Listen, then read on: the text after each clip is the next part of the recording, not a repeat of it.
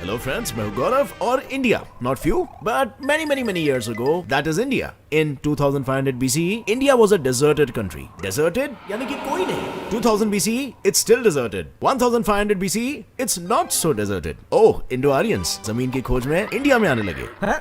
Indo Aryan ये क्या कौन क्यों? Well, ये है इंडो आर्यंस, हमारे एंसेस्टर्स जो रह रहे थे लास्ट इन अफगानिस्तान, लेकिन फिर अफगानिस्तान में आ गए क्रेजी हैवी ड्राउट इश्यूज, जिससे ऑब्वियसली सब कोलैप्स्ड और बचा एक ही option, let's move to India. Well, okay, welcome to India. Ding dong, कौन है? It's time.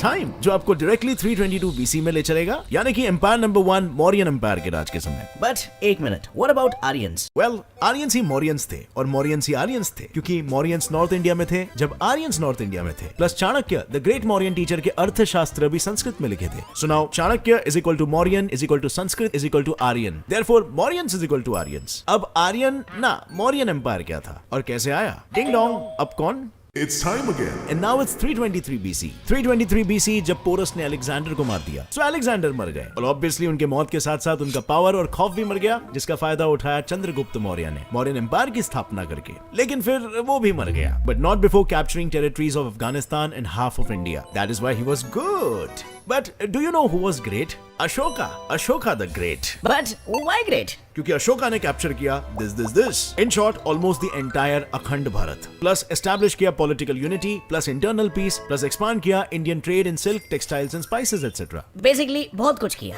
सो अब इफ ट्रेड होगा तो सामान बिकेगा तो पैसे आएंगे तो लोग रिच होंगे तो वो खुश होंगे, और उनकी खुशी किसकी वजह से आई? Ashoka. So yes, Ashoka was great. King Ashoka the great. And greatness should be celebrated. इसीलिए लो मिल गया हमें इनसे हमारा नेशनल एम्ब्लेम और Ashoka Chakra. But wait a minute, if he is great तो मौर्यन एम्पायर के डिस्ट्रक्शन की शुरुआत उनके वजह से कैसे हुई? वेल, उन्होंने कलिंगा वॉर में हिस्सा लिया जहां उनकी जीत भी हुई, but at what cost? 100,000 deaths and 150,000 डिपोर्टेशंस. इसका दुख उनसे सहा नहीं गया और उन्होंने वनवास ले लिया, जिनके चलते मौर्यन एम्पायर की जिम्मेदारी बृहद्रथा किंग ने ले ली. बट अफसोस, उन्हीं के सेनापति पुष्यमित्रा शुंगा ने बृहद्रथा को मार दिया और इस तरह शुरू हुआ एम्पायर नंबर 2, शुंगा एम्पायर.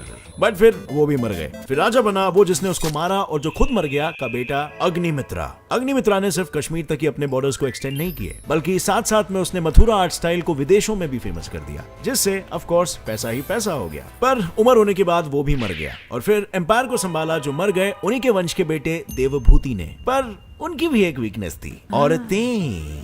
राजा जी औरतों पे मरते थे. औरत का चक्कर बाबू भैया, औरत का चक्कर बहुत बेकार होता है. बेकार होता है नहीं, बेकार हुई शुंगा एम्पायर की किस्मत, क्योंकि एक अप्सरा के लालच में राजा जी अपना राजपाट कानवास डायनेस्टी के नाम कर अप्सरा जी के साथ हनीमून मनाने चल दिए. उसके बाद समय का पहिया चलता गया, डायनेस्टीज पे डायनेस्टीज राज करती गई, हिंदुस्तान की रुख बदलती गई और फाइनली 6 डायनेस्टीज डिस्ट्रॉय होने के बाद बारी आई हमारे तीसरे एम्पायर की, द चोला एम्पायर, जिसने भारत में 1500 साल राज किया है and became the longest ruling empire in the history of the world. लेकिन फिर ये चोलाज अपनी टेरिटरीज को कब्जा करने के बाद इंडियन हेरिटेज जैसे कि ये और ये बनाने में व्यस्त हो गए, इतने कि अपने कब्जे किए हुए टेरिटरीज को प्रोटेक्ट करना ही भूल गए और नजर हटी तो दुर्घटना घटी. So yes, Pallava dynasty destroyed Cholas. फिर कुछ साल बीते और उसके बाद कुछ और साल बीते, जिसके साथ भारत में 14 डायनेस्टीज भी बीत गए और हम पहुंच गए 320 AD में हमारे चौथे एम्पायर गुप्ता एम्पायर के कर्ता धर्ता राजा चंद्रगुप्त 1 की शादी में. अब इसके पहले की कहानी मत पूछना, किसी को नहीं मालूम, लेकिन लॉन्ग स्टोरी शॉर्ट, शादी में राजा ने अपनी रानी कुमार देवी के पिताजी वासुरा वर्मा को भी बुलाया, फॉर कन्यादान एंड ऑल, और उन्होंने गिफ्ट में राजा के लिए लाया टड़ा वेस्ट इंडिया के पाटलिपुत्र का अक्खा kingdom. So what does that mean? It's Gupta Empire's time. Gupta Empire लाया भारत में साइंटिफिक और educational revolution, because of Kalidas, Aryabhatta, Varaha Mihira and Vatsyayana and all, जिन्होंने संस्कृत लिटरेचर, मैथमेटिक्स वगैरह में बहुत तोड़ा और फोड़ा. लेकिन इनके राजा ने भी कम नहीं मरोड़ा. चंद्रगुप्त ने अपने गुप्ता एम्पायर को पाटलिपुत्र से आधे भारत में फैला दिया और फिर वो खुद फैल गए जमीन पर.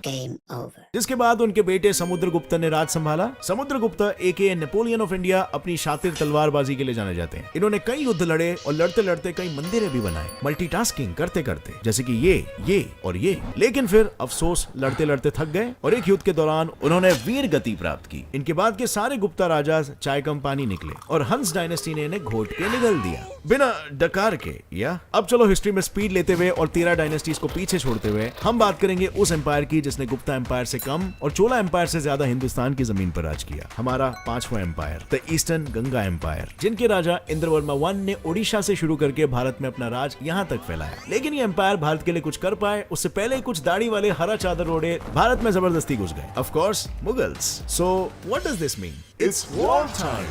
505 से 1950 सी तक वेस्टर्न गंगाज ने सिर्फ इनसे लड़ाई की। ये लड़ाई तो चल रही थी कर्नाटका में कावेरी रिवर के पास, लेकिन मीनवाइल भारत के बंगाल में 400 सालों तक राज करने आ गया था हमारा 6वां एम्पायर, द पाला एम्पायर। और फिर 1000 सी में Hoysala empire.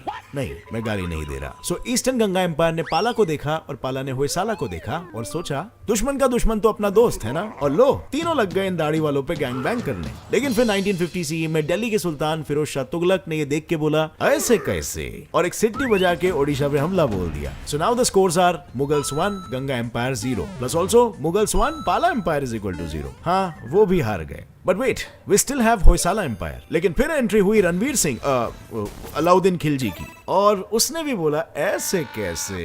And so now the scores are Khilji 1, Mughal 1+1 and Hoysala, Pala and Ganga is equal to 0-0-0।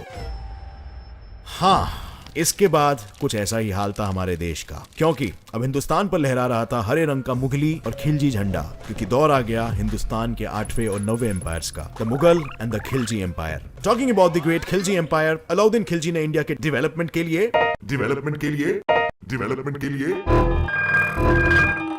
Okay fine, India के डिस्ट्रक्शन के लिए सोमनाथ टेंपल पे हमला कर 20 मिलियन दिनार चुराए, 6 बड़े और 50 से ज्यादा छोटे छोटे टेंपल्स तोड़े, सोमनाथ के आसपास वाले गांव तहस महस किए और नालंदा लाइब्रेरी और उसमें रखी हुई 9 मिलियन मैन्युस्क्रिप्ट को जला दिया। सो भारत का ये नाश अलाउद्दीन ने 1290 से 1316 तक इतनी शिद्दत से किया कि अंत में 1316 में वो थक के मर गया, और इसके बाद के खिलजी के सभी वारिस सब थकेल निकले। तो बस फिर मुगल एम्पायर ने खिलजी एम्पायर का कर दिया Game over. लेकिन no, the game was still on, because Mughal empire ने भी कभी नहीं किया किसी को इंस्पायर। पानीपत के फर्स्ट बैटल से बाबर बन गया हिंदुस्तान के तख्त का राजा, और यहीं से शुरू किया मुगलों ने 300 साल तक बजाना हमारा बाजा। सो बाबर के वंशज थे हुमायूं, अकबर, जहांगीर, शाहजहां, आलमगीर, औरंगजेब और 18 नाम है, और इन सबका भारत में योगदान है हिंदू टू मुस्लिम धर्म परिवर्तन। नहीं बदले तो टैक्स भरवाना यानी कि जिजिया सिस्टम, और किसानों से उनकी ही जमीन के लिए भारी टैक्स वसूलना यानी जमींदारी सिस्टम, और हाँ 2 आविष्कार भी, गन पाउडर ऑफ कोर्स, वरना हिंदुस्तानियों को डराएंगे कैसे, एंड बिरयानी, हाँ यम। अब हिंदुस्तान में मुगल के 300 सालों के बाद हिंदुस्तान जैसे पूरा हरा हो चुका था, फिर अचानक से आसमान में फिर से केसरी ध्वज लहराने लगा। एंट्री हुई महाराज छत्रपति शिवाजी भोसले, सन ऑफ शाहजी मालोजी भोसले, जिन्होंने ज्यादा कुछ नहीं बस हमारे हिंदुस्तान के मैप को ऐसे से ऐसा कर दिया और स्थापित कर दिया 10th empire, the Maratha empire. Meanwhile, Hi morons, we are British from the Great Britain, greater than you, so we want to do business with you. Okay, welcome to India.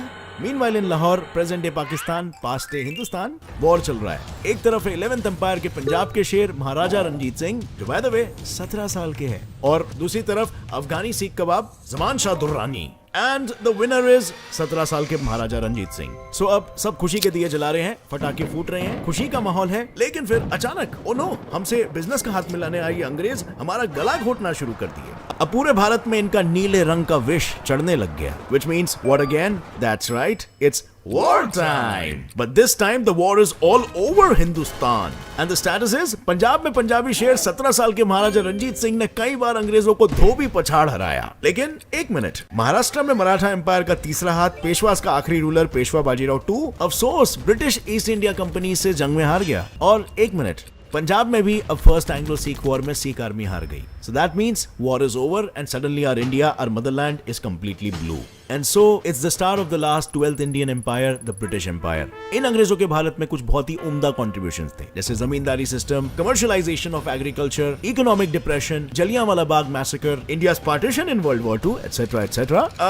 But चलो थोड़ा सा क्रेडिट दे देते हैं, जैसे कि seriously in अंग्रेजों के भारत में कुछ contributions उम्दा थे, जैसे कि railway system, abolition of caste system in Sati, updating India's education system, establishing democracy and last but not the least India को इंडीड इंडिया बनाना। लेकिन इतने में हम में से एक आदमी की सनक गई और उन्होंने बोला ऐसा नहीं चलेगा, अब मैं तब तक अनशन करेगा जब तक ये गोरे यहाँ से कट नहीं लेते। और फिर आए एक और एक आदमी जिनकी इनसे भी ज्यादा सनक गई और उन्होंने बोला अब यहाँ से जाते हो कि मैं मारू खींच के। एंड कांग्रेचुलेशंस, 15 अगस्त 1947 से लेकर आज तक हम, हमारा देश और हमारे देश के सभी देशवासी खुली हवा में सांस ले रहे हैं। Well, at least March 24, 2020 तक। Cats and Fly signing off.